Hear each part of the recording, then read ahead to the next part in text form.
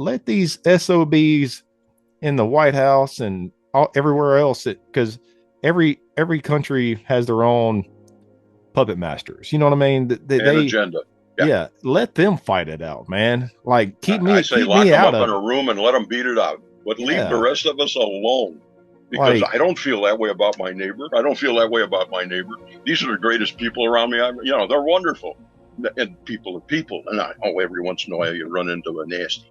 But let me take that just a bit further and expound on what you're exactly saying right now. What if your young child or all the children that are being born right now, our entire problem on this planet is because from the moment humans are born, they are taught to compete. yeah, they are taught to compete against their brothers, their sisters, their mothers, their fathers. And if you're not better than so-and-so, you're a failure, and blah, blah, blah, blah, blah, on down the line. Which comes from the ego. Exactly. Too. Yeah. Exactly. But that ego is egocentric. It's driven outside that being before they become an adult. All right. So from the moment you're born, you're taught compete, compete, compete. Now, what if you, your brothers, your sisters, everybody around you was taught to love one another, to respect one another, and to treat each other as special, so that if one falls, you all fall, or you all support one another? What if we turn that whole thing around and we're taught that way from the moment we're born? What kind of a world would we be living in right now? Everything that's going on out there is brought about because of competition. We want this land. You want that church. We want this building. We want that house. It's all control. All right. But if we were raised to look at one another as everybody's perfect, everybody's special, we love one another, we support one another in our communities, none of that would happen. And they know that. So they can't allow that to happen. And they can't allow us to stand still long enough to think about it and create that condition. So they keep us wound up all the time. And it's like when the clock starts to wind down, you wind it back up, right? That's what's going on here right now. So this is a test to see, and humans have brought this test upon themselves, not ETs. This is a test for humans to see if they can overcome this programming. And once they learn that each individual is not the problem, but part of the whole and part of each other and part of the solution, this whole world would flourish.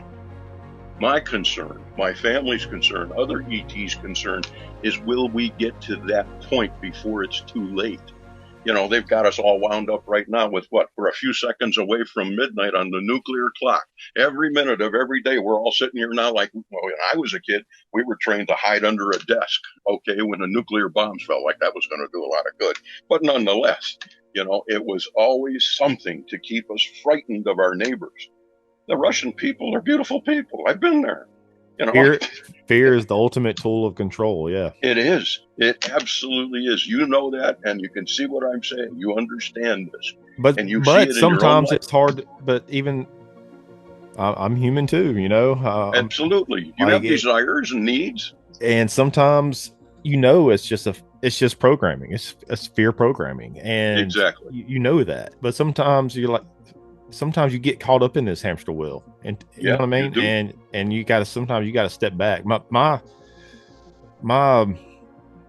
declutter, or my mental health or whatever, to step back and just get away from this manufactured chaos, is to be with family, go to the park, be with nature, and doing interviews. That's how I guess detach from this craziness that we live in. But you mentioned something about what we're talking about.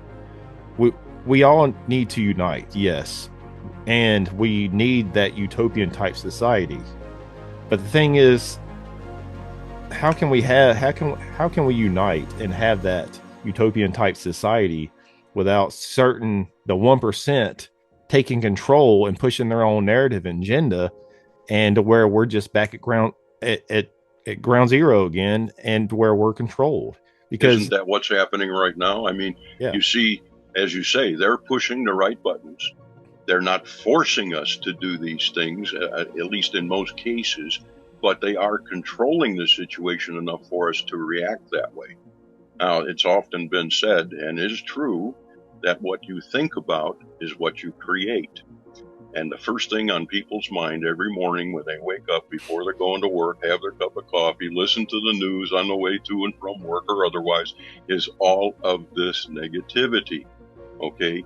That programs them for their entire day. And then they're exposed further and further and further. Now, you say, how do we get out of that hamster wheel? All right. In the way that I see it, there are many, many humans that are awake. There are starseeds. There are individuals of humans that are here for whatever reasons. There are various avatars. They're on and on and on. And some are awake and some are not. So we need to wake up everybody we can and tell them what we know. We never, as my family and myself, we never ask for anything. Do you want to help support Beyond Forbidden and receive extra content that's not seen anywhere else? By becoming a patron, a few things you will receive are the full-length 90-minute or 120-minute podcast episode. Members will also receive a private link of the video podcast and will only be exclusive to Patreon members. In-person, face-to-face interviews with some of the most well-known, respected researchers. Behind-the-scenes footage of interviews not seen anywhere else. And that's just a few perks. So what do you have to lose? Cut out one brain-rotting, overly processed Happy Meal a month that doesn't do anything beneficial for your mind, body, and spirit, and become a Patreon for just $5.